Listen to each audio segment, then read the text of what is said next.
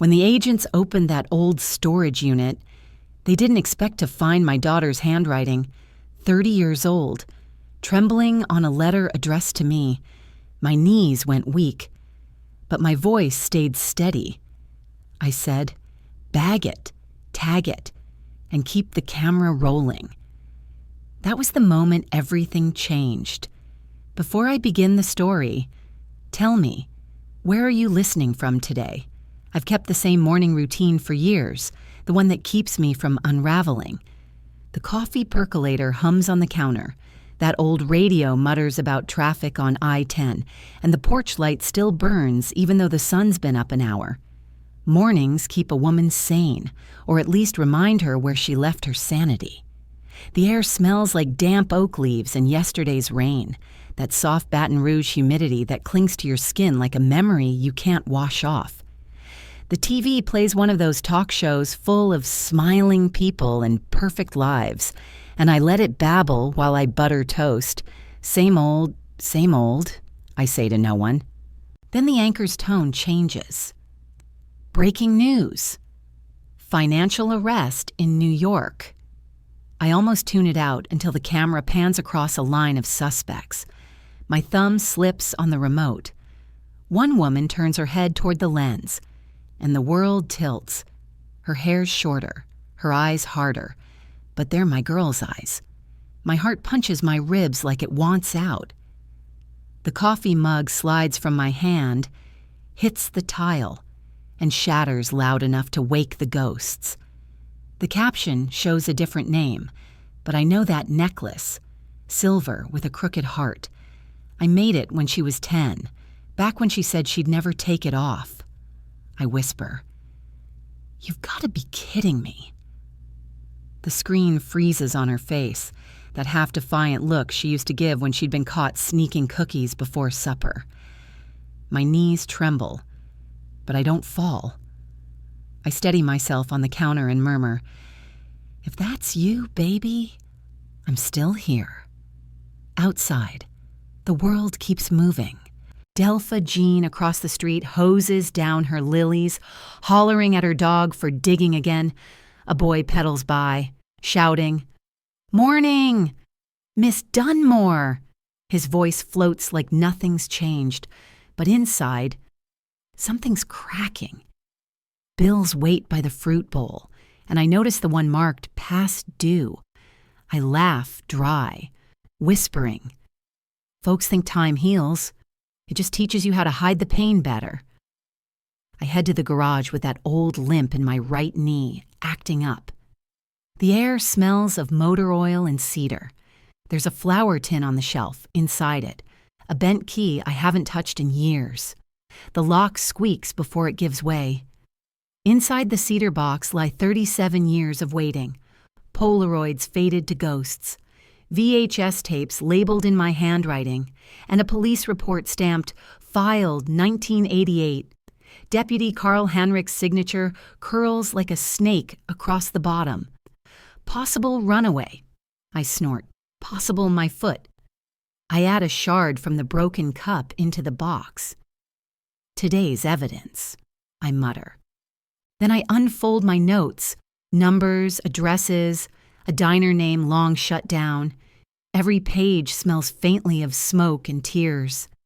"They didn't file what mattered," I whisper, voice firming. "I will." Her image won't leave me. Those eyes, that necklace. Hope's a dangerous thing. It doesn't die. It just learns to whisper. I grab a yellow legal pad and write 3 names. Miriam Colby, the clerk at Parish Records, Channel 4 Newsroom, and Hanrich. I circle today's date twice. "Day 1 again," I say out loud. When I step back into the kitchen, I flick the porch light off for the first time since she vanished.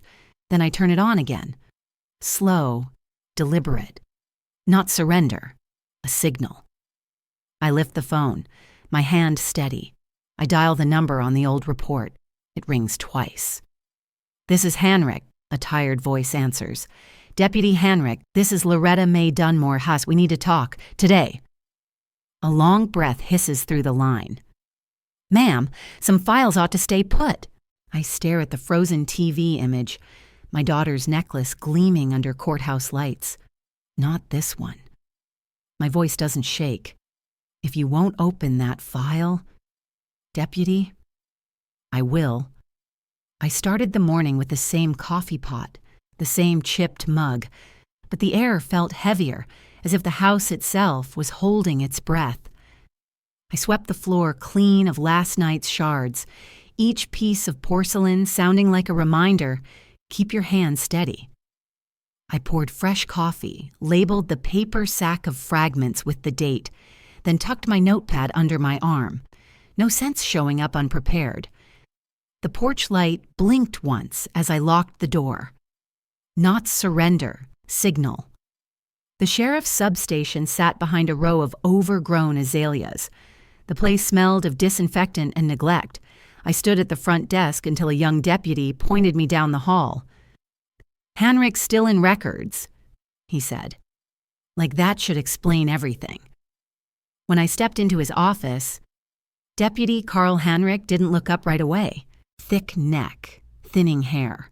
The kind of man who'd rather let dust cover truth than risk stirring it up.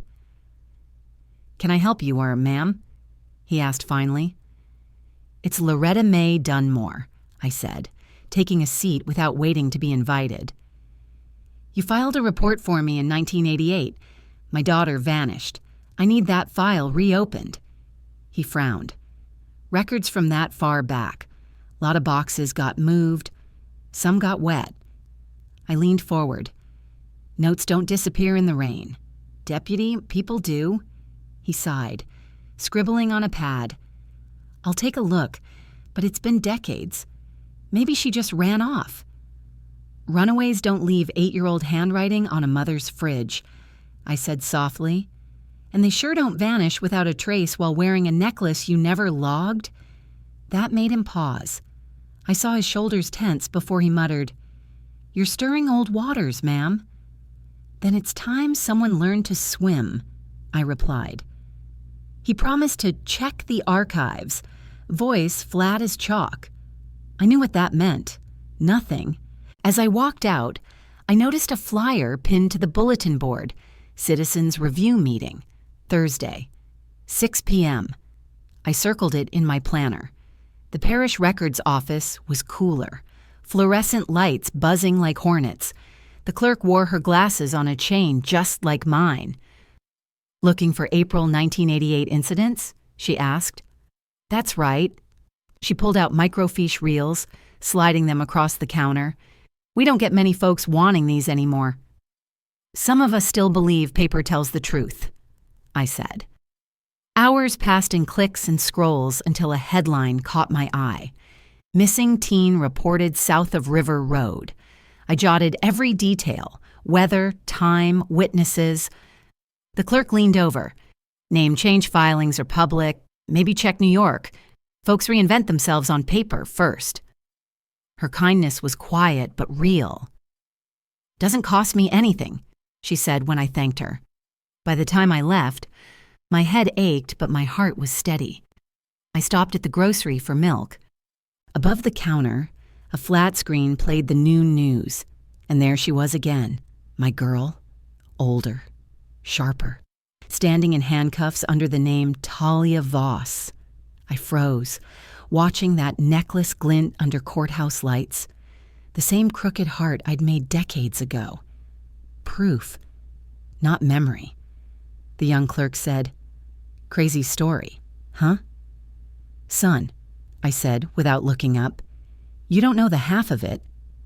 I snapped a picture with my phone, careful to include the Chiron.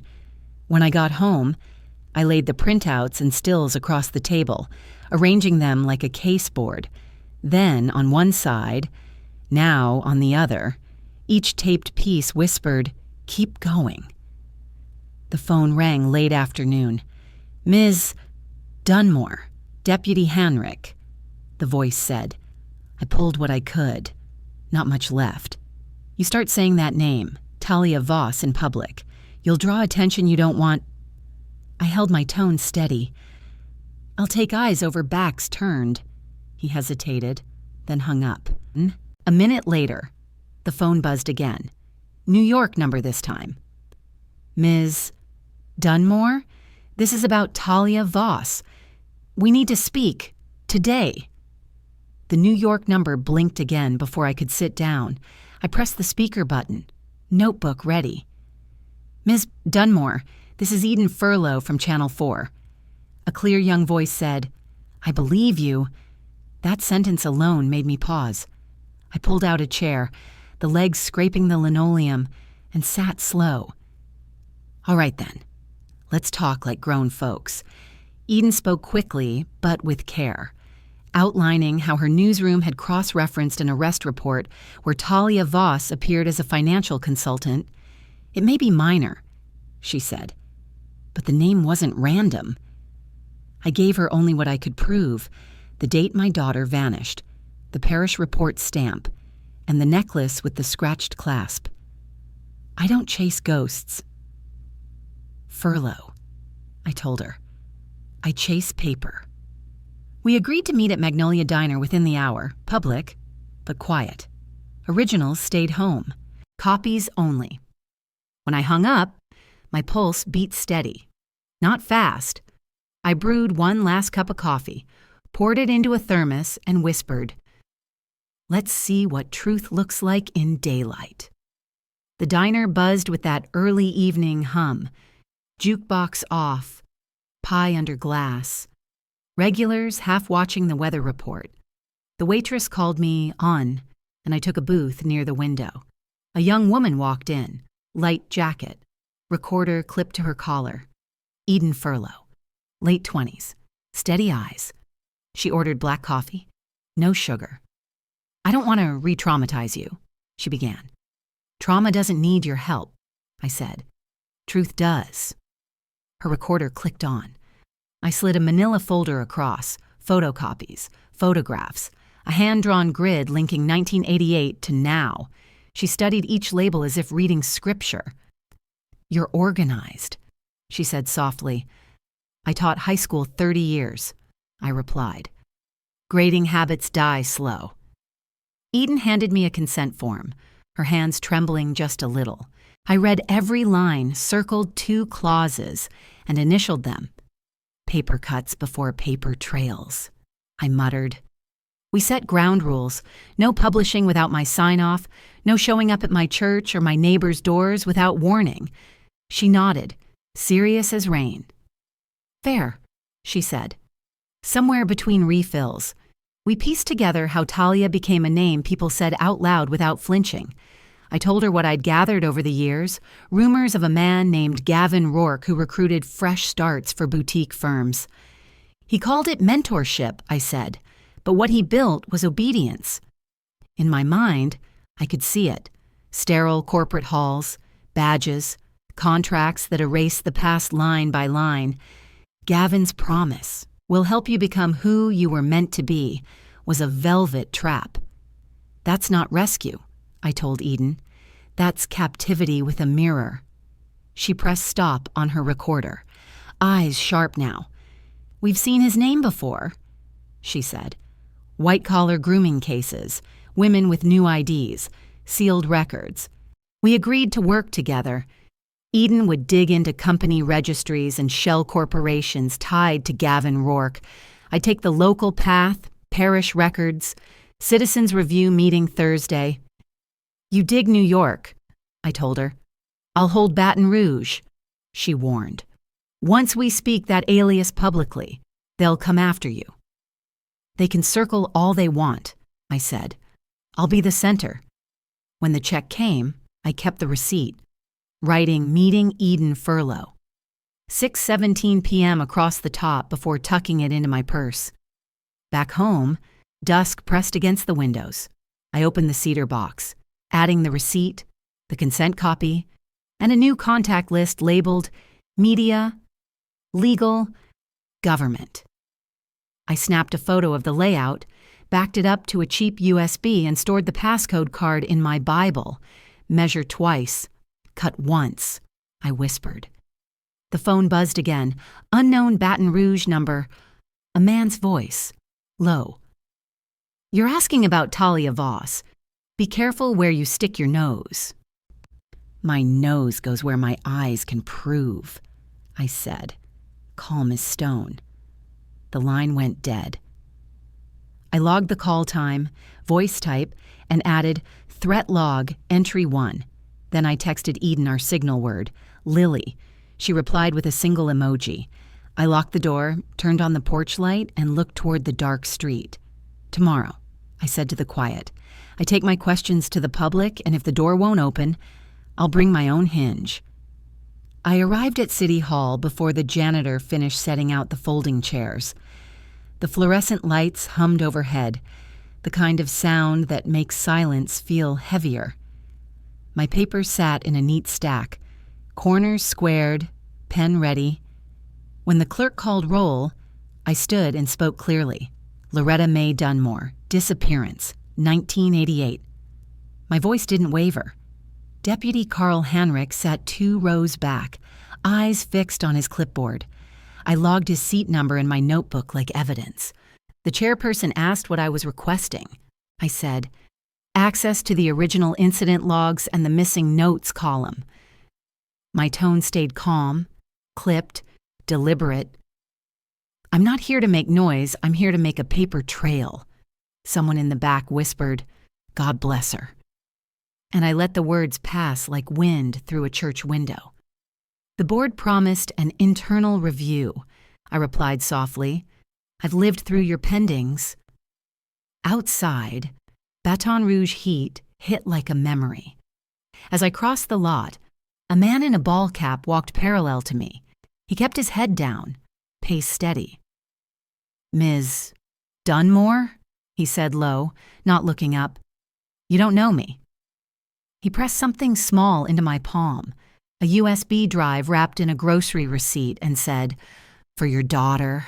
Before I could speak, he turned and walked away, vanishing between parked cars. I snapped a photo of his back and the license plate of a sun-faded sedan. Then I sealed the USB in a sandwich bag and wrote the time, date, and location in black ink. Chain of custody started right there at the curb. My phone buzzed. I texted Eden one word, attic. Her reply came fast, bring it. No cloud, air-gapped, at home. I spread a cutting board on the table. Eden arrived with a clean laptop, still in plastic. We filmed the unsealing every step. I read the file names aloud for the camera. Video def when content MP4, memo, PDF, shell, anti-list, ESSV. The video opened first, a woman signing papers while a man off-screen guided her hand. My stomach tightened. It was Talia, older but unmistakable. The camera angle caught a compliance officer pointing at a signature line, whispering, initial here. Each page bore headers from Gavin Rourke's network of companies. One memo said, Align narrative. Family deceased. Eden's face went white. I whispered, they wrote us out on purpose. We printed one page, timestamp visible, and sealed it in a red folder labeled, What They Can't Deny. The doorbell rang. A courier handed me a certified envelope. The letterhead read, Cliff Ordell, attorney at law. Words like cease and desist and defamation jumped from the page. I signed his log, then held the letter up for Eden's camera. Received, I said. Not believed. Seconds later, a baritone voice called my landline. Publishing stolen data is a crime, he warned. I kept my tone even. So is burying the truth and calling it closure. He threatened financial ruin. I said, Sir, I've been poor before. It's character you folks tried to bankrupt. Then I hung up and noted the time. His number and his tone, performative, not persuasive. Through my blinds. Delpha Jean Carson peered across her lawn. I smiled politely and closed the curtain. An hour later, Miriam Colby met us at the UPS store. We notarized a sworn statement detailing the USB's delivery. 2 certified copies went into a fireproof pouch. The receipt taped outside. I handed one to Miriam for safekeeping in her church office. Back home, I slid the pouch under an old floorboard Henry had loosened years ago. "Old houses keep new promises," I murmured. Then I logged into the parish portal and filed a public records request attaching the file hash from the USB video. Eden drafted an email to Rourke and Ordell, formal, time-stamped, offering them 24 hours to comment. That night, the porch light glowed on a timer, steady as a heartbeat. My phone rang again, a clipped voice from New York. "You should stop." I looked out into the dark street and answered, "You should put that in writing." I ended the call and said to no one, "Tomorrow we take this into a courtroom, and I'm not the one who should be afraid of the transcript." By the time we reached the courthouse steps, the sun had barely cleared the magnolias. Miriam walked beside me, clutching her tote, while I balanced my folder and purse like armor.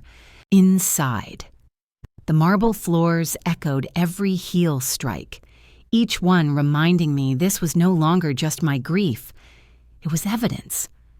I whispered to myself, "If it ain't written, it ain't real."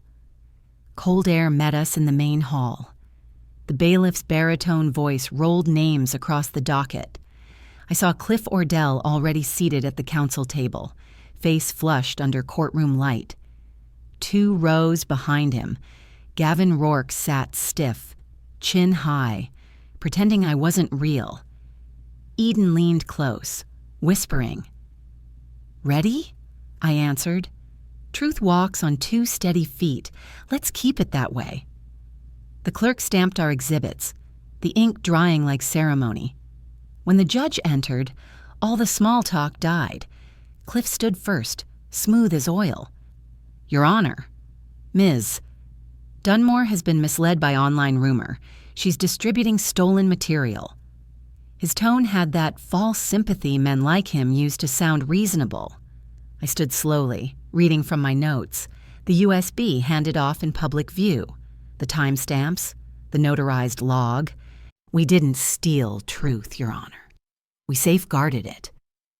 Eden slid the affidavit stack forward. I narrated each chain link like I was back in a classroom, methodicals, firm. The judge's pen paused midair. "Proceed to foundation," he said. Gavin muttered, "Speculative." I smiled slightly, writing the word in my notebook. "That dog won't hunt," I whispered. The lights dimmed. Eden connected the external drive. On screen, my daughter, Talia, at a table, signing papers under supervision. A man's hand slid each page toward her, a script visible at the edge, acknowledge prior identity. When the camera caught the necklace, scratched near the clasp, the room went still. Cliff shouted, "Prejudicial." The judge waved him off. My breath tightened. I didn't blink. "Let the record show the mark," I said. When the clip ended, even the court reporter's hand stilled. The judge cleared his throat and called a recess. My pulse thundered up, but my face stayed calm. "Sunlight," I told Eden quietly, "never needs to shout." In the hallway, Cliff intercepted me. "Ms. Dunmore, walk away. You don't want what follows." His voice carried the weight of practiced intimidation. I looked him dead on. "Sir, what followed me already took 37 years. A guard stepped between us. I thanked him. "Appreciate you, son." Miriam touched my arm, a small reminder that faith didn't have to be loud. Then I heard it, heels clicking fast. From the elevator stepped a woman I'd seen only in frozen frames. Talia. Older now, her posture careful, the necklace glinting under courthouse light. She stopped short when our eyes met. No tears, no apology, just a single sharp inhale, like pulling a nail from old wood. Her voice was low, but steady. "I remember everything. My knees wanted to give, but my spine held. Then you know what this costs." She looked past me toward Gavin.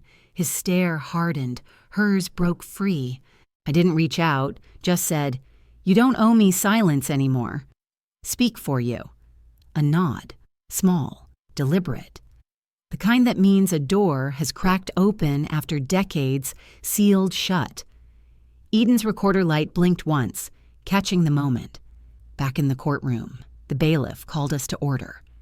I tucked that nod into my chest like a folded note I'd waited half my life to read.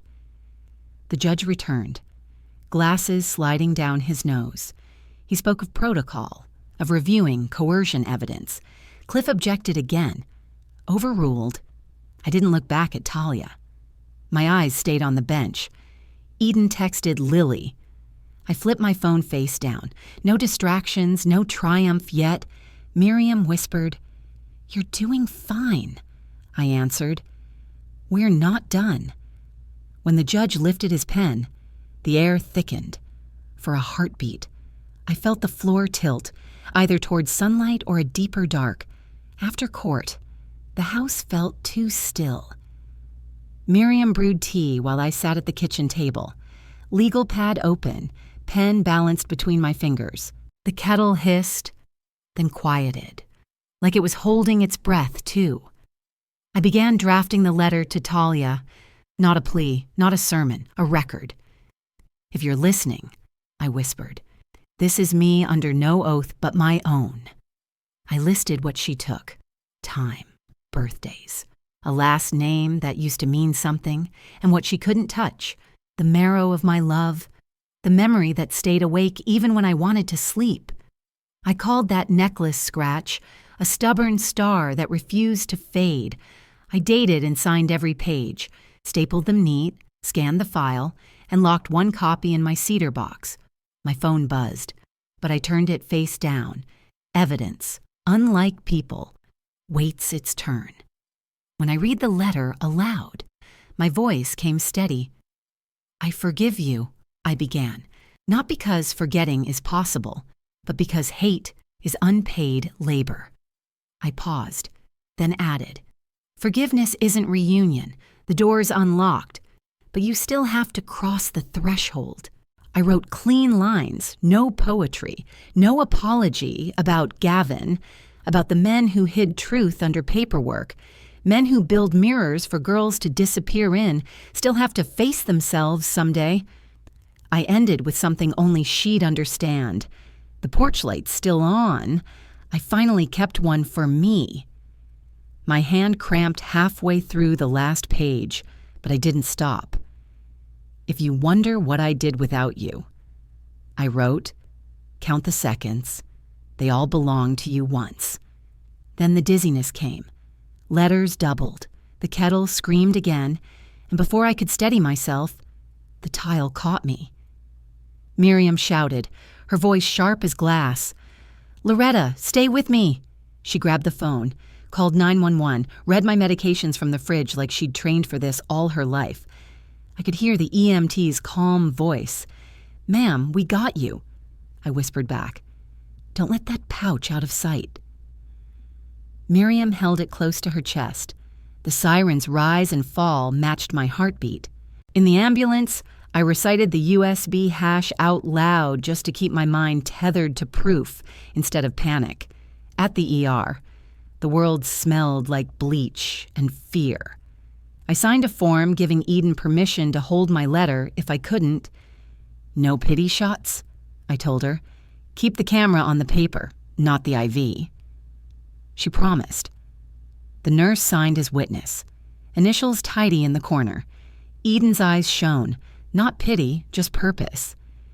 "We'll do it right. Miss Dunmore. No varnish." I smiled, then let it stand like oak. Hours later, as I lay in the hospital bed, the TV in the corner flickered to life. A local anchor said my name. Eden's voice followed, reading every line of my letter. The screen showed the necklace close up, the courthouse steps, the chain of custody notes. A mother's 37-year vigil meets a new day. The headline read, "Phones buzzed across town. Neighbors texted Miriam. We're watching." Hashtags bloomed. My words, steady, unshaken, found homes in living rooms I'd never seen. Down the hall, a man in a suit brushed past Eden. "You made a mistake tonight," he muttered. She turned, smiled faintly. So did time. It kept moving without you. Security took his plate number. Miriam texted me. "We're not walking out alone." I signed one last addendum. "If anything happens, keep speaking. Say the whole thing." The ceiling lights blurred overhead as I whispered, "We're past secrets now." Then my phone buzzed. Unknown number. One text. "We should talk. Tomorrow. Talia. Tomorrow." My daughter wanted to talk, and the men who trained her to disappear wanted me to stop breathing first. The morning sun cut through my blinds like it had somewhere to be. The phone hadn't stopped since dawn. Neighbors, reporters, cousins I hadn't heard from since my husband's funeral. I brewed a pot of coffee strong enough to stand a spoon upright, set my legal pad down, and started a call log. The broadcast had turned my kitchen into a command post. One voicemail from the parish investigator said, "Ms. Dunmore, we'd like to retrieve physical copies for custody verification." I called him right back. "Bring a badge, bring a form. I sign nothing without paper." Eden texted, "Station wants you live at noon." I wrote back, "Paper first, camera second." By the time Delpha Jean showed up with a casserole and trembling apology, I'd already printed a list of every missing woman in the parish and handed it to her. "Light your porch tonight," I said. "For them, not me." Truth I'd learned. Wears work boots. It doesn't need applause. At the station lot, Eden wired me up, the mic cold against my collarbone. The anchor introduced me as Loretta Mae Dunmore, mother and record keeper. I told her to keep it that way. When the camera's red light blinked, I spoke steady. "The record is what stands when memory gets tired," I said. We showed the necklace close up, the chain of custody log with my initials, and Talia's hand hesitating over that scripted signature. Mid-segment. Our prepaid phone buzzed. Eden's producer texted, "Plate connected to Gavin Rourke's Baton Rouge office." A minute later, another ping, an anonymous email. "Check the shred logs. They run them Wednesdays." I looked at the clock. "Then it's time," I muttered. I ended the live hit with a line I'd written that morning. "Secrets rot. Records breathe." The anchor smiled like she understood. An hour later, Eden and I idled in her car outside a nondescript office park. The hum of shredders leaked through a service door. "Don't go in," she said. I didn't. Instead, I called the investigator. "You'll want to be here," I told him. Today's Wednesday. We stood on the sidewalk while 2 parish vehicles and an AG sedan rolled up. I wrote badge numbers, times, descriptions, public sidewalks, public eyes. Through the window, I saw a man in a suit packing boxes.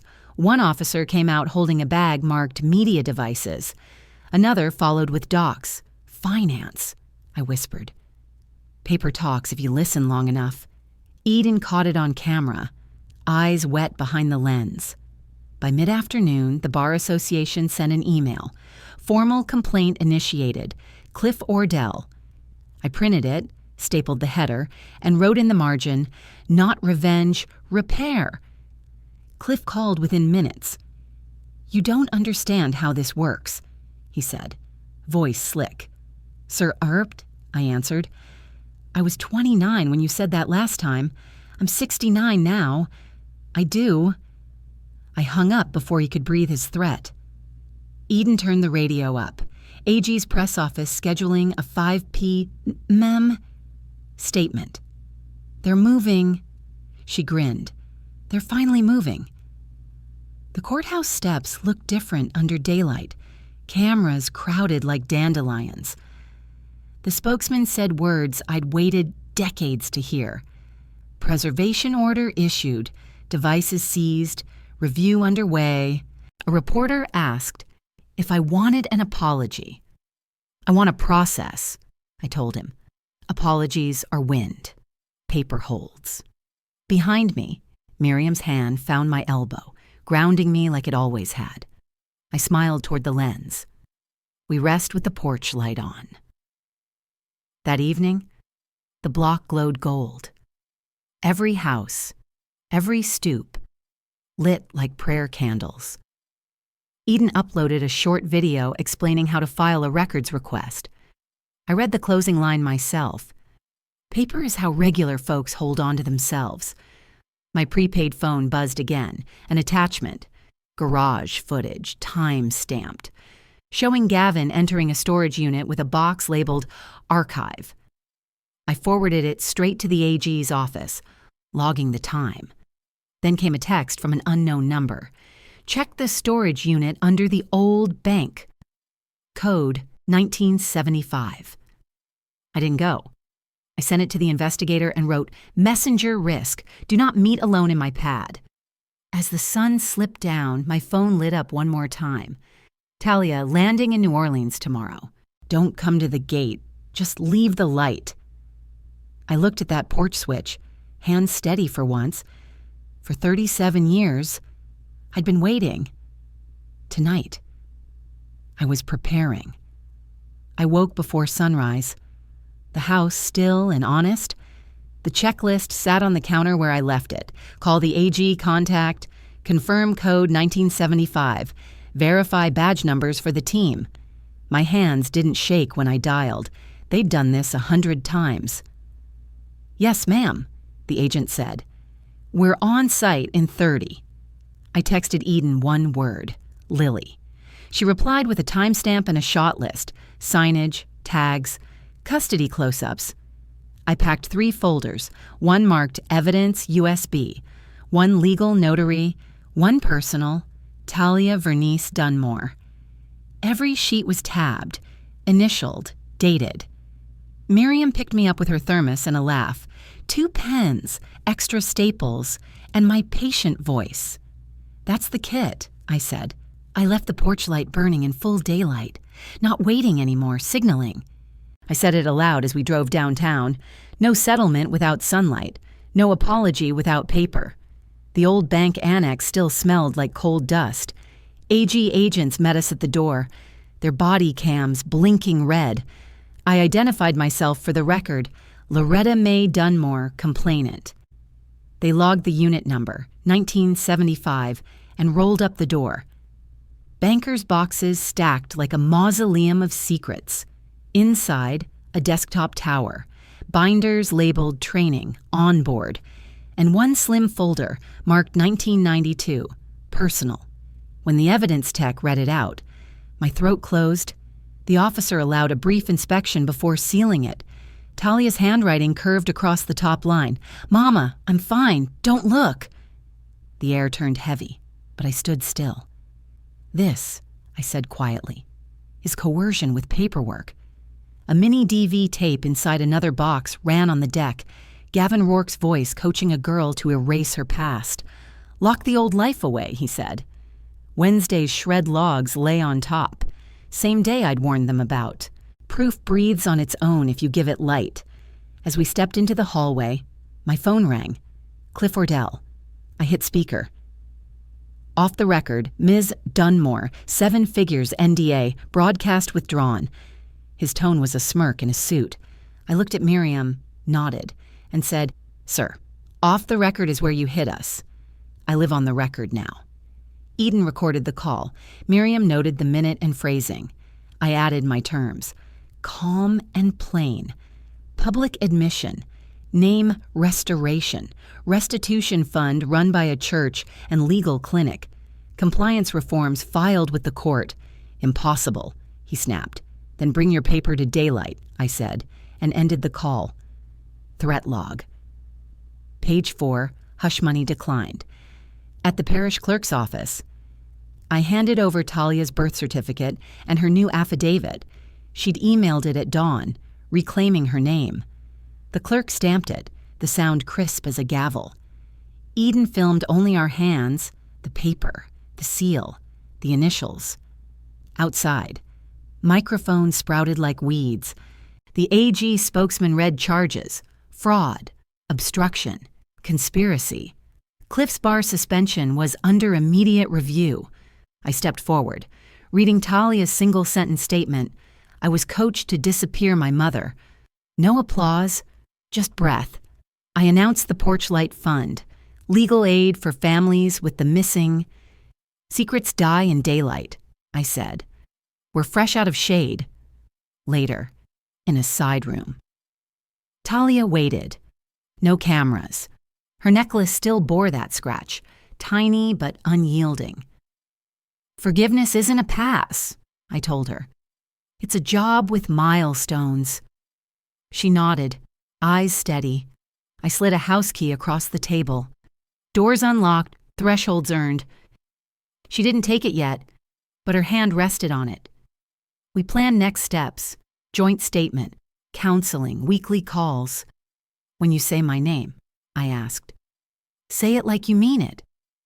I will, she said, and I believed her. That night, I stood at my porch switch.